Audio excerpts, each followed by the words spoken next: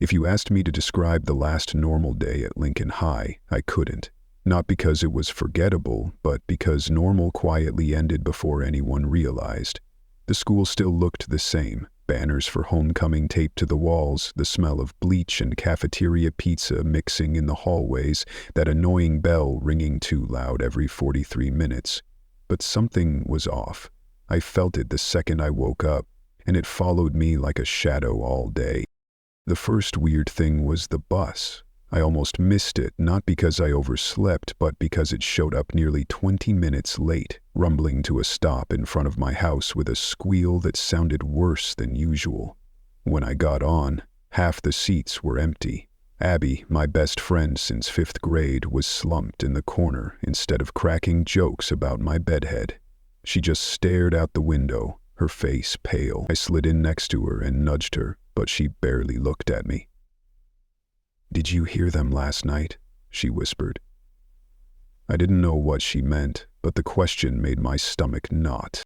Our bus driver, Mr. Tiller, didn't greet us. He usually told us stories about his time in the Marines, sometimes way too loud for that hour of the morning. But today he kept his eyes straight ahead, hands clenched on the wheel. I noticed a dark stain on his shirt sleeve that looked like blood. I wanted to ask him if he was okay, but I chickened out. Instead, I stared at my phone, scrolling Twitter.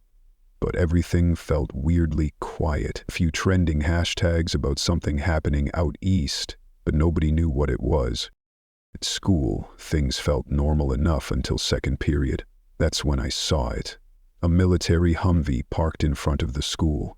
I thought it was just some career day thing, but nobody was talking to the soldiers. They just stood there, eyes hidden behind sunglasses, hands on rifles, not smiling. Nobody seemed to know why they were here. That's when the rumors started. Someone said a kid at Jefferson High attacked a teacher, ripped her ear clean off with his teeth. Someone else said there was a fight in the cafeteria, and that's why Principal Hayes was walking around with a bandage on his hand. I tried to text my mom, but the message didn't go through. The little spinning wheel just kept spinning. I kept noticing little things. People were coughing, a lot more than usual, and not just the usual allergy stuff. Abby's cough sounded raw, like it hurt.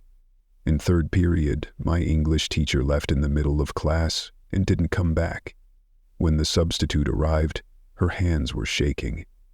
I asked her if she was okay, and she just said, "I don't know." Nobody laughed at the awkward silence. By lunch, things felt more tense. The Wi-Fi was out, so everyone had their heads together, whispering rumors. I saw a freshman crying by the lockers, her face streaked with snot and mascara. The vending machines were empty. I texted my brother, who's at the middle school across town. "You okay?" No response. After 6th period, I cut through the gym to avoid the crowds. That's when I saw blood smeared on the wall near the exit. Just a streak, like someone had brushed their hand there. I looked around, but nobody else seemed to notice. Or maybe they did and just pretended not to. I pulled my phone again. Still no service. Back on the bus, Abby's cough had gotten worse. She kept rubbing her arms and muttering, "It's not supposed to be like this." Mr. Tiller's hands were shaking. At my stop, he looked at me, eyes red, and said, "Go straight home. Don't talk to anyone." I nodded and ran up the driveway, slamming the door behind me. That night, the news was useless. Some channels said there was a chemical spill in the city. Others blamed a viral outbreak, but nobody said what was really happening. The power flickered. My parents argued in the kitchen. I tried to call Abby. No answer. Tried again. Nothing. Finally, her mom picked up, her voice trembling. "Abby's sick. She's..." And then the line cut out. I stared at my phone, hands sweating, heard sirens in the distance, but nobody in the house moved. I locked my bedroom door and checked the windows. My mom knocked, asked if I was okay, and I lied.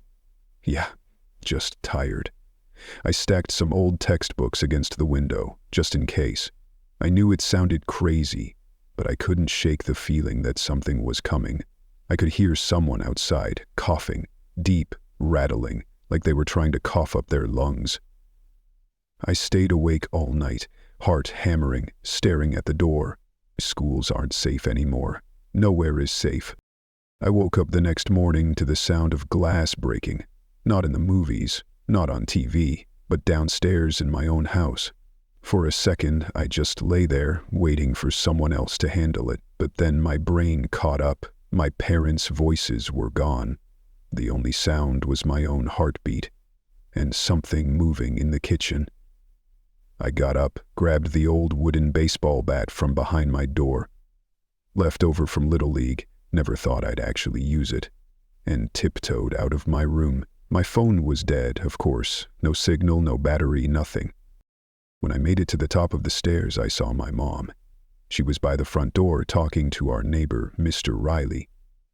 Or she was trying to talk. He was covered in blood, his jaw working like he was chewing something with no food in his mouth. My mom kept saying his name, trying to get through to him, but he just groaned and grabbed at her arm. I didn't even think. I swung the bat, hit the door frame, missed completely, but the sound startled them both. Mr. Riley snapped his head toward me. His eyes were wrong, cloudy, leaking tears, and full of hunger. I'd never seen a human look like that. Mom shoved him away and he stumbled back, tripping on the doormat.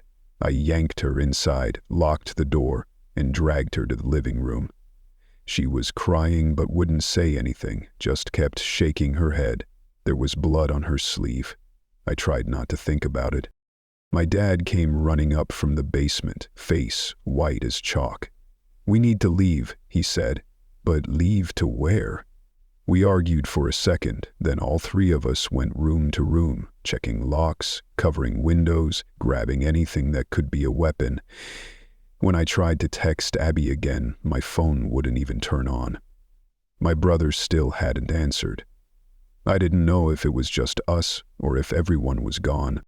The sirens outside got louder. I peeked through the curtains. Our whole street was chaos, people running, others dragging themselves along the pavement, screaming or making these awful low animal sounds. One guy was trying to start his car while a woman clawed at his window. Someone else was on the ground, shaking, twitching like they were having a seizure. And right in the middle, a military van just sat there, not moving. I could see a soldier inside, head slumped forward, not moving. There was blood on the glass. My stomach dropped. I wanted to throw up, but I couldn't. My dad turned on the radio, one of those old battery ones he keeps for hurricanes. Static, then a garbled voice. "Remain inside your homes. Secure all entry points. Do not attempt to assist anyone showing signs of... Repeat, do not." Then more static. I felt my throat close up. Abby's house was across town. I wondered if she was listening to this too, or if she was one of the people outside now, coughing, limping, trying to get in. My mom finally looked at me and whispered, "Don't answer the door. Not for anyone." By noon, the screaming outside had faded to groans. I watched through a crack in the blinds. Our mailman, Mr. Jenkins, came stumbling down the street, his arm hanging at a weird angle. He stopped in front of our house and stared right at me. For a second, I thought maybe he recognized me, maybe he was okay. Then he just started smashing his head into our mailbox, again and again, until it bent in half. Blood dripped down the front, and he staggered away, leaving red footprints. That's when I knew this wasn't a virus. It wasn't rabies or some chemical. People were changing, dying, and then getting back up. The worst part was the silence. My parents were glued to the windows, flinching every time something moved. I tried the TV. Nothing but a blue emergency screen, then some woman reading off instructions in a shaking voice. "This is not a drill. Shelter in place. Await further." Then it cut out. I remembered all the times I complained about being bored at school. Now I just wanted to go back to anything that felt normal. Late in the afternoon, something slammed against the back door. We all froze. My dad motioned for me to stay put, but I followed him anyway. There was a kid out there, a girl, maybe 13. barefoot and in pajamas, face and hands covered in blood. She was banging her head against the glass, not saying a word, just over and over. My mom whispered, "That's the Wilkes daughter." Dad wanted to let her in. He actually reached for the handle, but I grabbed his arm. "She's not right," I whispered, and he looked at me like he wanted to argue, but he didn't. She kept going, harder and harder until the glass finally shattered. My dad pulled me away. We ran, slamming the door to the hallway. My mom started crying again. I felt empty, like I'd already run out of fear, and was just running on autopilot now. The power went out. The air got hot and thick. We gathered in the living room, huddled together, listening to the groans and crashes outside. I held the bat in my hands and watched the front door, waiting for someone, something, to come through. I kept thinking about Abby, about school, about everyone who hadn't made it home. That's when I realized I was never going back. School wasn't just unsafe, it didn't exist anymore. Nothing did, not like before. And somehow, in all that noise and darkness, I started to feel something else. A cold, sharp sense that the rules had changed, for good. The world was breaking, and we were breaking with it. I don't know when I started thinking of the house as a trap instead of a shelter. After a while, it all just blurred together. Shadows slipping past the boarded windows, the smell of sweat and fear, my mom crying softly in the bathroom because she thought no one could hear. My dad tried to keep us busy, moving furniture, counting canned food, sharpening kitchen knives on the concrete outside the garage. But every time we finished a task, there was nothing to do except listen and wait and wonder if any of our friends were still out there. I was asleep by the hour of 12 every day and slept. I kept checking my dead phone out of habit. I knew Abby was gone. I didn't need anyone to say it. I stopped asking about my brother too. Nobody talked about him. We all just pretended he was somewhere safe. But I could see it in my parents' eyes. Nobody believed it. A few days in, my dad snapped, not in some movie crazy way, just tired and hopeless. He wanted to try for the highway, see if there was any help out there, but my mom begged him not to. She wasn't the tough one before, but now she wouldn't even let us crack a window. He finally just said, "If I don't come back, lock the door behind me." I watched him walk down the driveway with nothing but a tire iron and his old army jacket. I think he was already gone before he reached the street. We never saw him again. The next day, a banging woke us up before sunrise. Not like before. This was fast, hard, desperate. Someone was screaming for help. For a second I thought maybe it was my dad, but it wasn't. It was one of the teachers from school, Mrs. Bauer, the one who used to sneak us granola bars when we forgot our lunch. She was bleeding from her arm, eyes wild. "Let me in," she shouted. My mom hesitated, but I couldn't do it. I couldn't open the door, not after what I'd seen with Mr. Riley, not after the Wilkes daughter. I just watched, silent as she pounded on the door, then staggered off into the street, leaving a trail of blood behind. I'll never forget her face when she realized we weren't letting her in. That's the part nobody tells you about. Not the blood, not the screaming. The moment you have to decide who lives and who dies, and you pick yourself. That night, our barricade finally failed. The living room window exploded inward, glass everywhere. I swung the bat without thinking, hitting something that grabbed at my shirt. My mom was behind me, screaming my name, but I just kept swinging, pushing, running. There were too many. Faces I recognized from around the neighborhood, twisted and hungry. I don't know how, but I made it to the back door, kicked it open, and ran. I didn't look back. Outside, the world was gone. Streets empty except for bodies, cars abandoned at crazy angles, lights flickering from houses that hadn't been boarded up in time. I limped down the block, holding the bat tight, bleeding from somewhere. I didn't know where. My ears rang with screams and gunshots. And then, nothing. Just wind and the sound of my own shoes slapping the pavement. Never saw my mom again. I kept moving, hiding in sheds and behind dumpsters, stealing water from broken garden hoses.